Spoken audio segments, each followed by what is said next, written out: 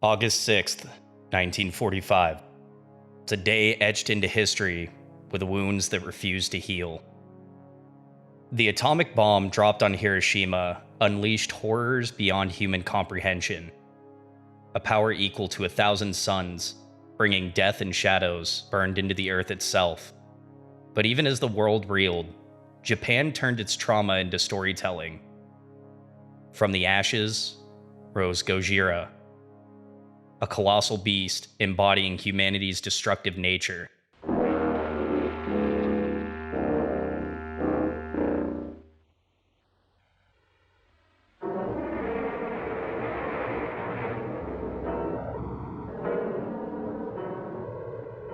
While Godzilla has gone on to have major mainstream success as more of a protector of humanity and the Earth, there are still iterations of what it stood for.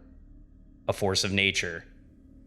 A personification of unmitigated power in the face of humankind. Recently, two really good versions have been released with Shin Godzilla and -1. But we're not here tonight to talk about that. The recent analog horror trend has spilled over into more mainstream IPs, from fairy tales to video games and even movies. Naturally, the aesthetic of black and white was enough to make this work perfectly, and not too long ago, this exact version of Gojira made its way onto the scene. Tonight, we're going to take a look at a series that not only takes Gojira to a whole new level of terror, but utilizes the original concepts and spins it into a similar, yet incredibly original new story. This is a story of mutation, vengeance, and wrath. A story of a man becoming a god, and what it means for humanity. Tonight, we unravel the eerie and tragic story of the man in the suit.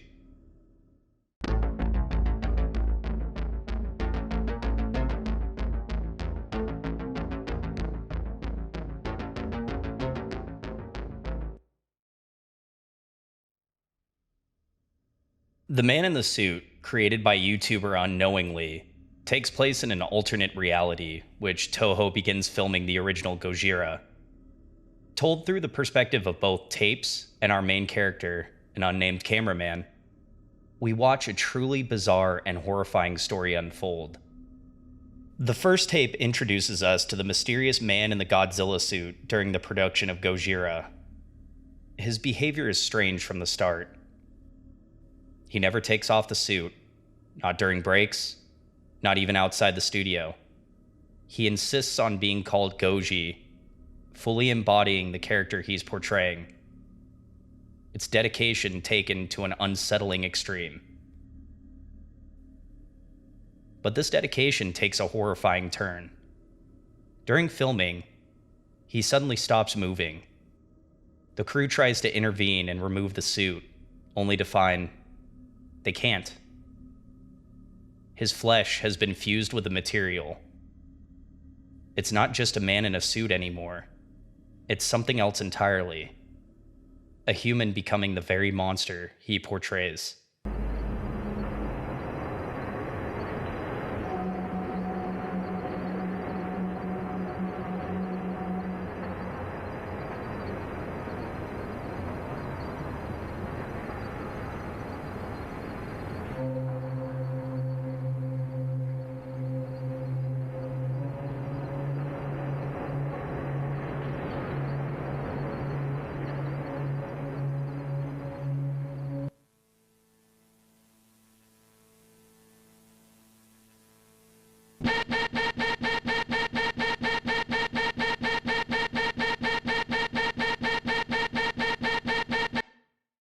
There's a hidden frame in that first video that, when translated, states the following: Godzilla may be a monster, but I wonder if it's natural for me to be in the body of this giant, so that I can become one with him.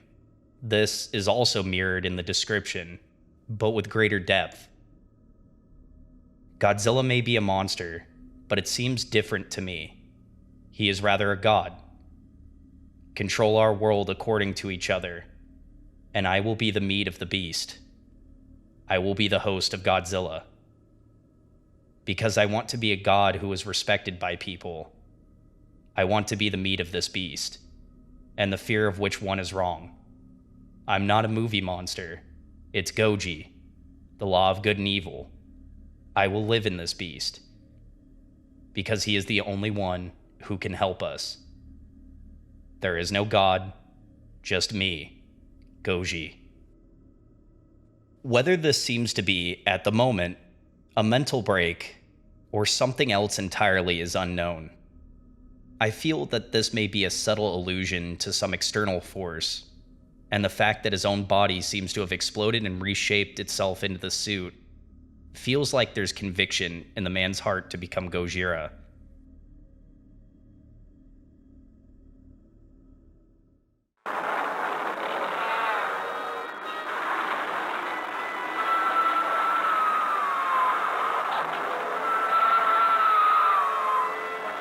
The studio then decides to continue filming with Goji on the next film. Godzilla raids again, despite his condition. Doctors dismiss his transformation as some kind of drug-induced mutation, but as I stated above, I feel as if it's something much more than that.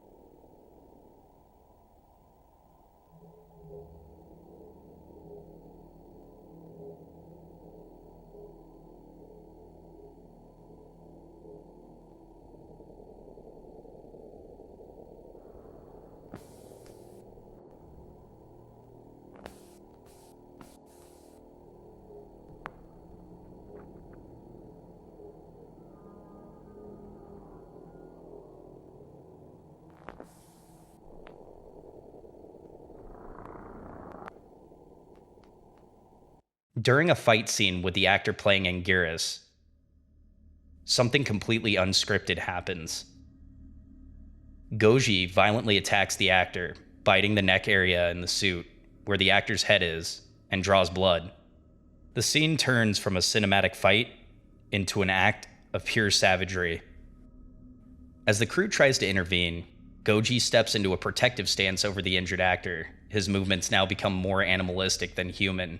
In a strange twist, we're shown that Anguirus' actor has now befallen the same fate of Goji, twisted into the form of the suit. Like the last video, the description gives us some background and context, albeit very elusive. It's almost as if it implies that they now share a conscience, and while Goji is trying to manipulate the now altered Anguirus suit, the once actor turned mutation seems to be crying out for help, with most likely his soul or conscious being the last vestige of humanity he has left.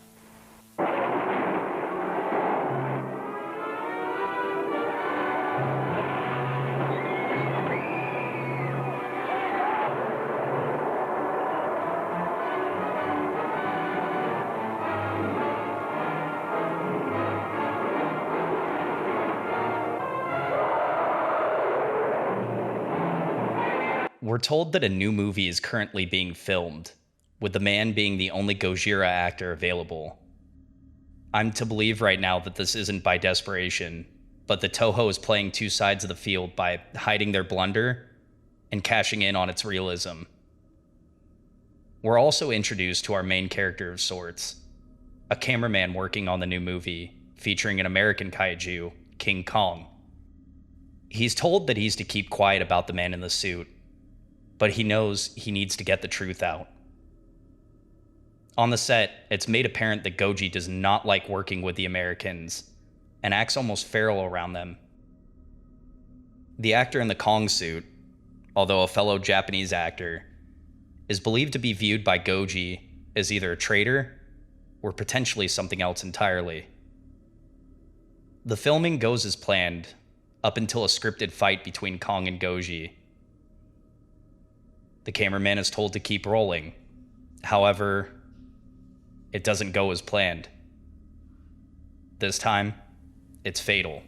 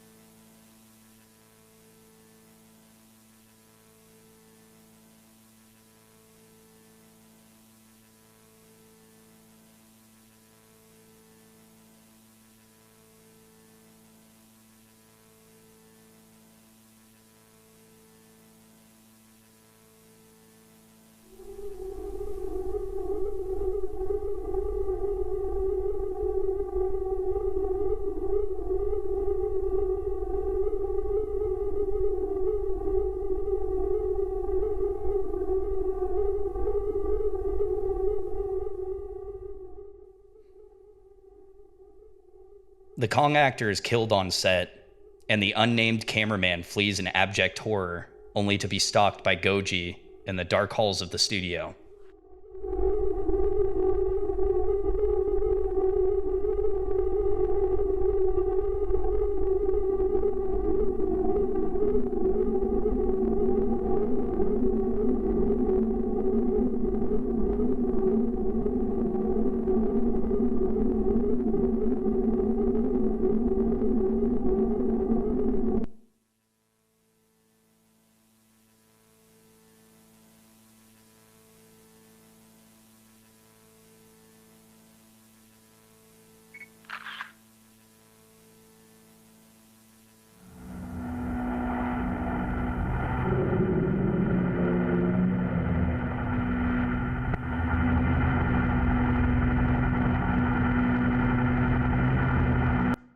An interesting thing to note is that so far, not only is this the first on-set death, but this is also the only suit or actor so far that hasn't been infected.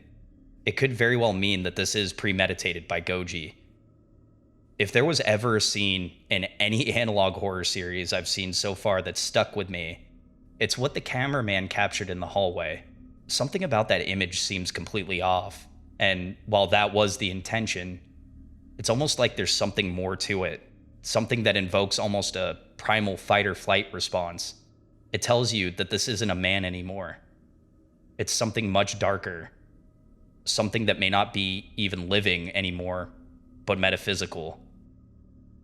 Both shocked and now curious as well, the cameraman takes his story to his friend, who he calls Elisa to protect her identity. She's claimed to be an expert in this type of thing, which could mean she's either an expert in the nuclear field or some type of biologist. The thing is, whatever this was caused wasn't from a pill. This is something else. Oh, God. This is the work of radiation. She goes on to explain that rather that he grew into the suit, his body may have been subjected to some type of explosion. Then his molecules, atoms, and the like were reformed, similar to a cream-filled pastry. Holy shit. The man in the suit doesn't fuse with the suit instantly. His body explodes in the suit, then it reshapes itself in the suit. How do I explain this? Imagine a cream-filled donut. Without the cream, it's mostly a flat donut. That was the suit before, but because of the filling. The man, it basically filled up all the space. But him and a cream-filled donut are different. The cream and donut are separate entities. There is a barrier so they don't mix. The man in the suit, however... It's an interesting analogy, but I guess we'll ride with it. What else is funny about that is because what she mentioned sounds exactly like how an atom bomb or nuclear warhead works. Atoms split, explode, and then devastation is created. In this case, the personification of destruction was created in the form of the man in the suit. We're introduced to the theory that this isn't just physical mutation. It's evolution, almost. Radiation and some unknown force are transforming Goji into a completely new organism, a real-life Gojira. His body is adapting, shedding his old human tissue to make room for something far more horrifying. The man in the suit, however, his skin, his flesh, his bones, it's fusing with the suit. His teeth would be the suit's.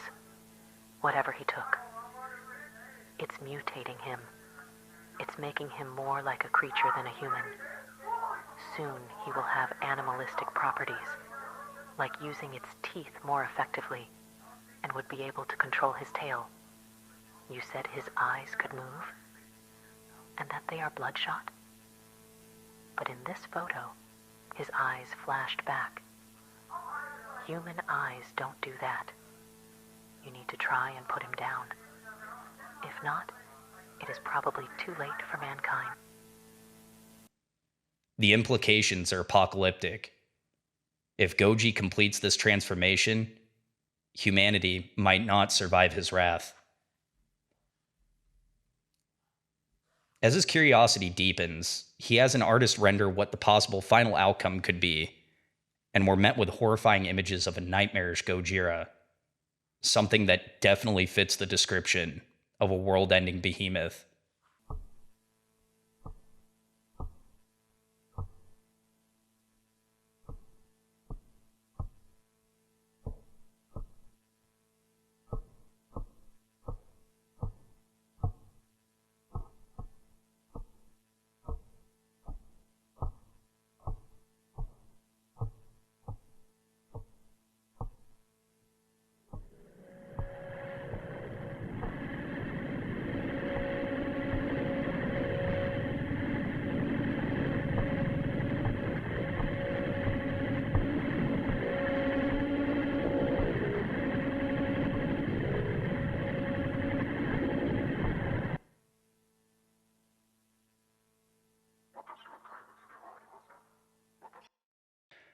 We start off with a caption backdropped by Toho's logo.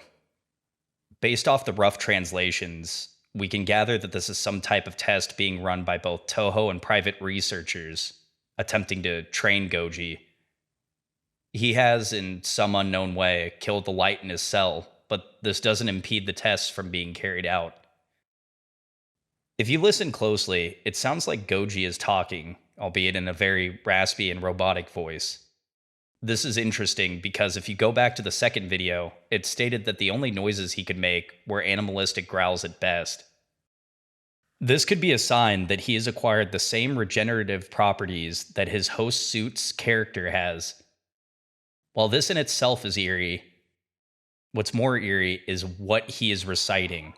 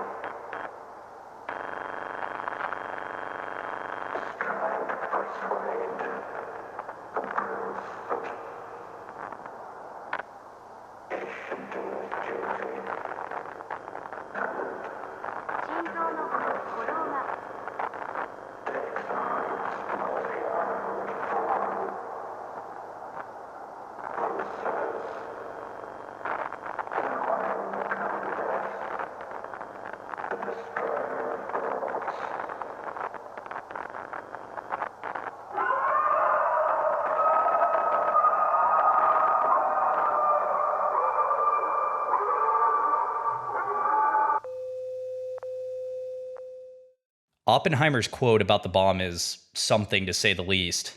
The realization that you were the creator of something that could destroy the planet in the blink of an eye would be a massive burden to carry. It works perfectly in this, whereas now, Goji has in fact become, or is becoming, Death, the destroyer of worlds. He's not the atom bomb, but a personification of the destruction and calamity it brings. We're given a final shot of Goji, who clearly is mutated further, inching closer to the camera.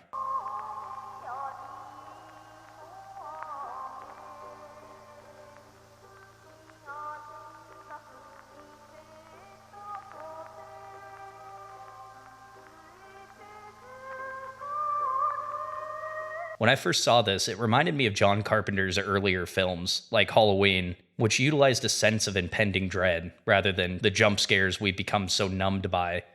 It marks this episode as the turning point in the series, in my opinion, where we're given a glimpse of the true nature of the man in the suit, and we realize that the end may be coming soon. The main character receives a tape in the mail, and upon viewing its contents, realizes that this isn't from Toho Studios, but someone or something else entirely.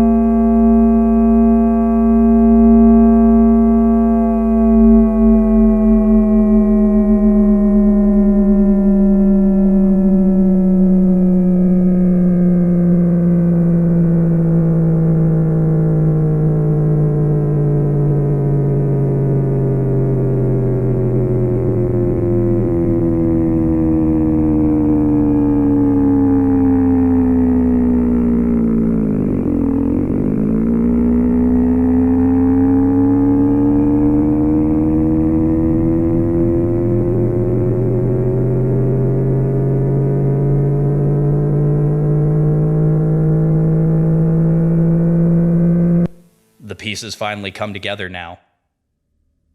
If you take a look back at the first video's messages, and the third video's messages and description, and now this video, you are given a clear view that Goji does in fact have ulterior motives. Most specifically, vengeance. Everything was taken from him. His family, home, his will to live, gone. But now he has purpose. And he has a means now to exact a toll on those who wronged him and his people. This begins to explain quite a few things. One, while Goji and Anguirus are the only two kaiju actors that have befallen the same fate, Kong's actor, although a Japanese actor, hadn't, most likely because it was an American kaiju. It's beginning to look like he's amassing a force to exact his toll on mankind. If you're watching this unknowingly, I think it'd be a prime idea to use Destroy All Monsters at this point as a conclusion or turning point in the series. Second, this video might actually give some insight on how he mutated into the suit. I'll be getting into this at the end of the analysis, but for right now, I'll just say that maybe he had been exposed to contaminated elements, and through sheer will or hate, has become the primal force of terror. At this point, we're both being told that we've received yet another 2 packages, both from Toho, and that the cameraman has been relieved of his duties. He has a backup plan, though. He befriends a few people in the studio that also wish to spread the truth, and one of them, a spy, is most likely the one who sent him this upcoming film reel. In one of the most chilling moments of the series, researchers try to remove part of Goji's dorsal spine for study.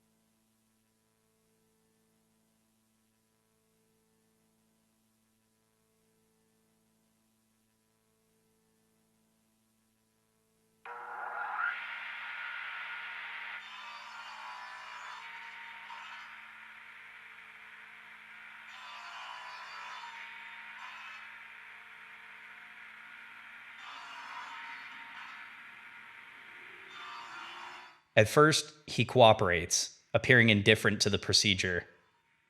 But as the extraction continues, Goji snaps.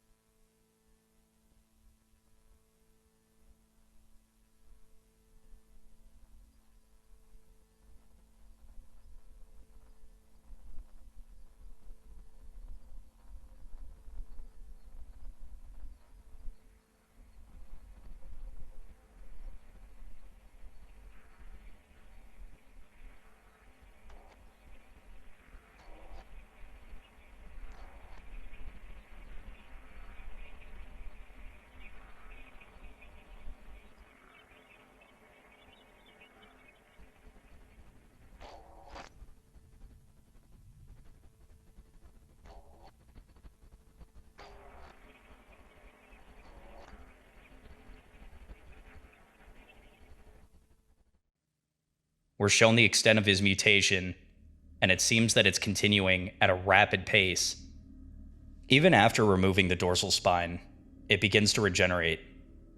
It is a wonderful use of foreshadowing, but it's most likely that the only reason he attacked was that they weren't just trying to remove a piece, but the entirety of his suit.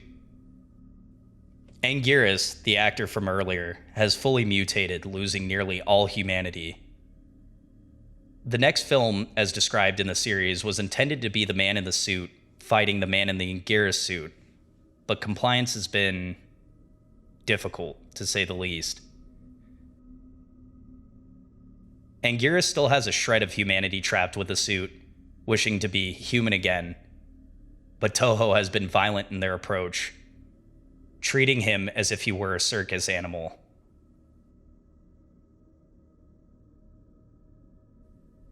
I believe that it wasn't Toho's plan to film a new movie, but rather see if the two could possibly eliminate each other. Goji and Anguirus, as demonstrated by the second video, share a conscious mind, and I think that this was foreseen by both.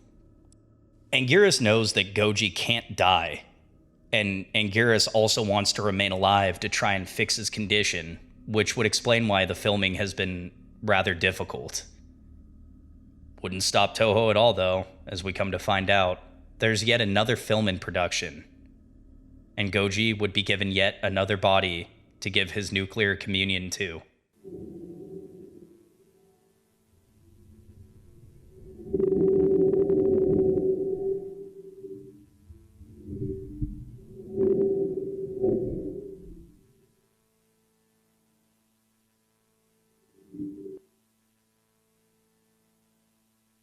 There's no escape for the cameraman, who, despite his descent into the rabbit hole, just wants to leave in order to be with his family.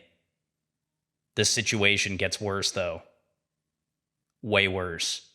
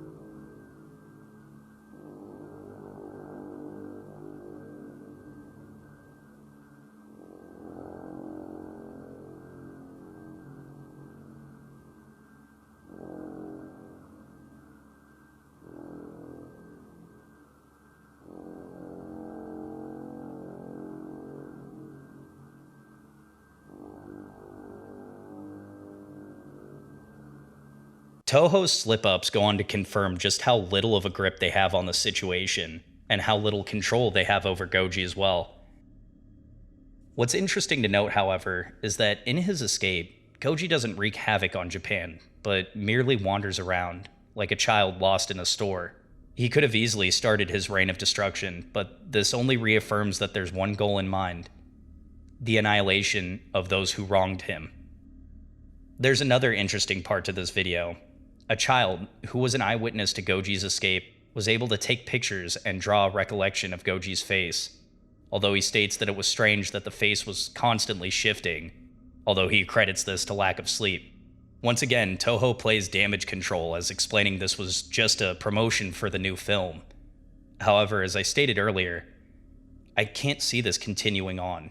The way and the rate of which Goji's mutations are happening make it clear it's not a matter of if, but when the chains are broken, and Goji will be free to rampage straight into the source of his hate. In regards to the last video, for those who haven't watched this series, you might be asking yourself, how or why did Goji escape? Lucky for you, this entry gives you the answer. And unfortunately, it isn't good. At all. The spy tells the cameraman of the conditions Goji was being kept in, and it's clear that Anguirus isn't the only one that's being tortured and treated like a circus animal.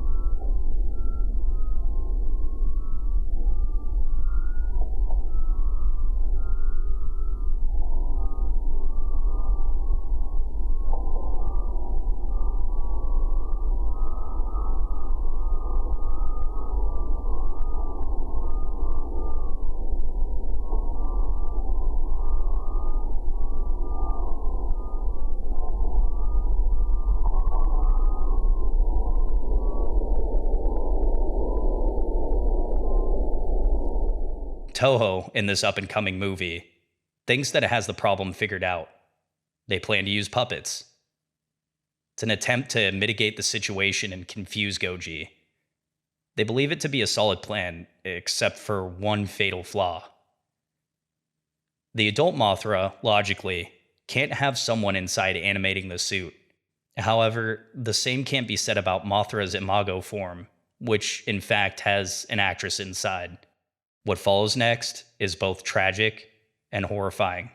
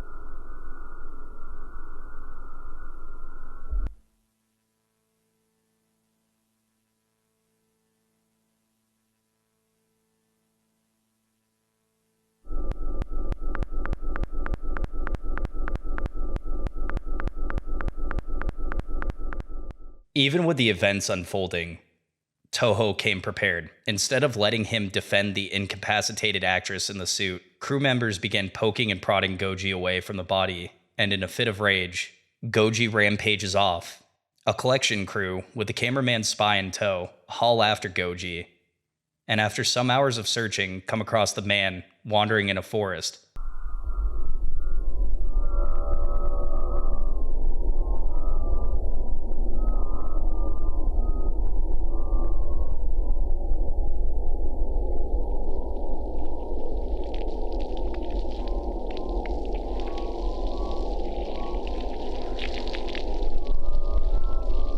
In what seems to be a last-ditch effort to defend himself, the man, now cornered, vomits up a highly caustic substance, which looks like boiling blood.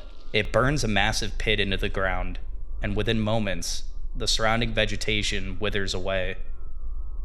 Instead of atomic breath, it's some form of acidic blood. However, this may be similar to a child riding a bike for the first time. He can't necessarily control it, and in the process, hurt himself, causing him to vomit up the blood. When the team returns with the man in tow, we also discovered that something similar yet entirely different has happened to the woman in the Mothra suit.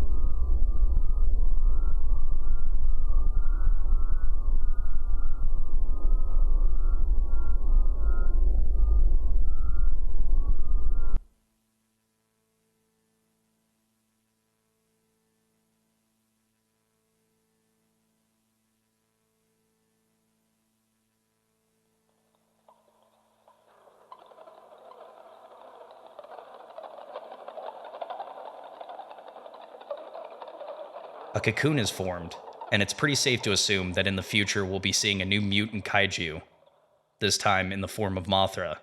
Here's where things get both interesting and frightening. We're told we've received several updates, with the last one being beyond unnerving. The first thing is that we can now confirm that the government now has a hand in this, and is keeping it under wraps with Toho while utilizing the suits for research purposes. I'm gonna go out on a limb here and say that this probably isn't for medical purposes. Second, the cocoon. We've now learned that not only have they attempted to remove said cocoon, but as they tried to remove it, they were assaulted by a strange, noxious orange gas, assumed to be radioactive in nature. They paused their attempt, but instead of shutting it down, they merely closed off the warehouse in order to research the cocoon. Next, we revisit the area in which they captured Goji. We come to find out that what was once a lush forest is now a blasted heath of sorts, eroded by the contaminated blood.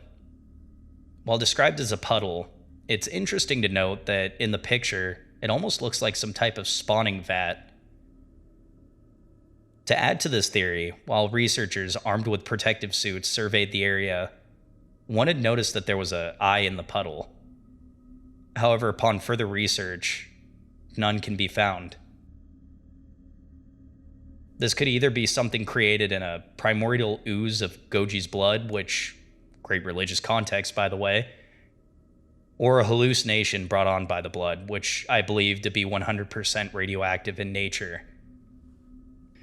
The final part of this video details that the cameraman is sad that he can't see his family, and after receiving mail from his daughter and wife, he decides enough is enough. He's going to intervene after finding out Toho has plans for not only a new movie, but a new monster as well.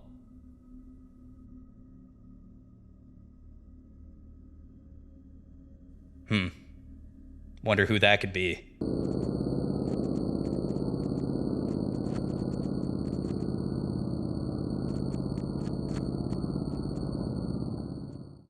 I'm not even going to go into an explanation on this. If you know, you know. If Goji is able to transmutate Monster Zero, there's no telling what indiscriminate cataclysm will be set upon mankind. In what appears to be, as of now, the last tape in the series, our greatest fears are confirmed.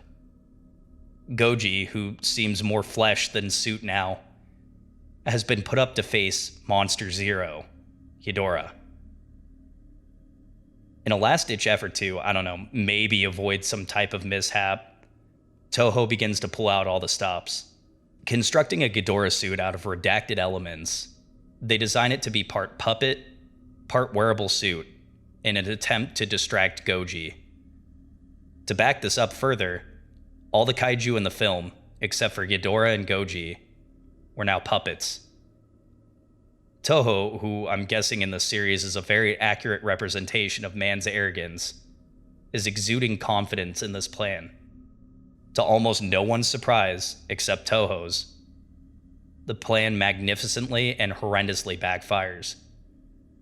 You see, the fatal flaw in their plan was that they hadn't used the special material to cover Ghidorah's head and neck area, which in turn had to have some form of rigidity to it, by using an actor's arms and head to help support it. At one point in filming the final shot, Goji begins shuddering violently, then lashes onto one of Ghidorah's heads. Only instead of just biting, he begins to vomit the same caustic substance right onto the suit.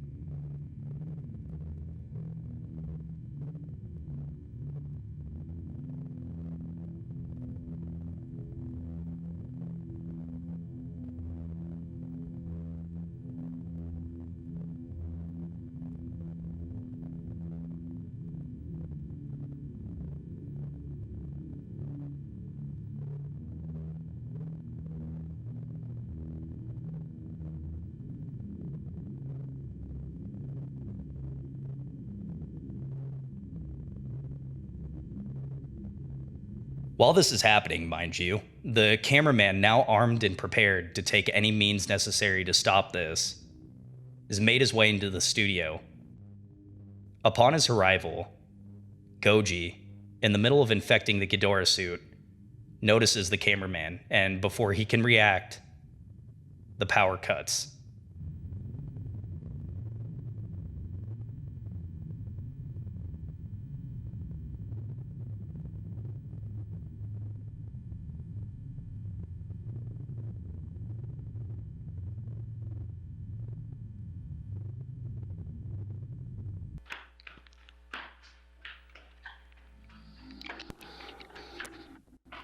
We're then shown the cameraman running frantically through the dark halls, presumably being stalked by Goji.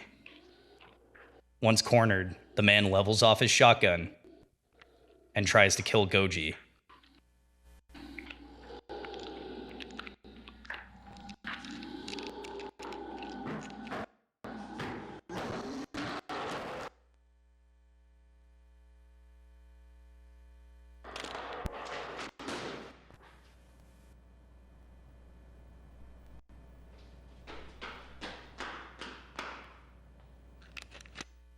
There's one small issue, however.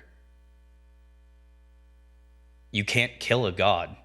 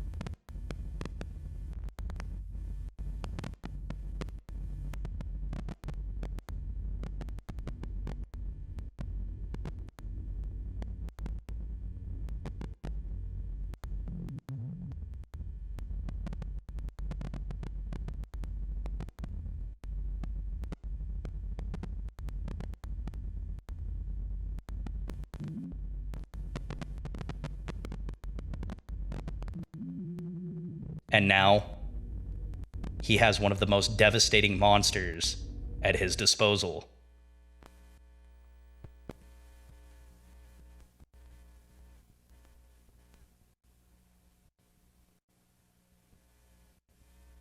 There's a lot to unpack in this series, but I'm going to be as straight to the point as possible. The man, Goji, had lost everything in the attack on Hiroshima. Looking for some type of retribution, comes upon the role of playing a monster that embodies everything that was wrong with the world. I believe that, unbeknownst to the crew at the time, the suit was manufactured using material that, in this universe, was contaminated heavily by the bomb's fallout. While this doesn't necessarily cover the way in which he was mutated, it's interesting to note that in one actual Gojira iteration, the Millennium series of films, Gojira is a manifested being from the collection of souls that died during World War II. Giving a sort of new spin on what Gojira originally represented, it ties into this series perfectly, combining the two aspects in a horrifying marriage. A being composed and mutated through not only the splitting of the atom, but further amplified by the hatred and grief of what was so callously robbed from him. Another interesting thing is, why the cameraman? Goji seems to remember him to a T, and it's twice in the series now that he has gone out of his way to try and attack and presumably kill the cameraman. My belief is that the cameraman is, in fact, an American hired overseas as part of Toho's crew, and Goji innately senses this. When this series continues, it will be clear that the cameraman will stop at nothing to bring down Goji. But just as this represents the folly of man, how can you stop or kill gods? So, what is the man in the suit really about? I think it's more than radiation or drugs or monsters. It's the personification of human emotion.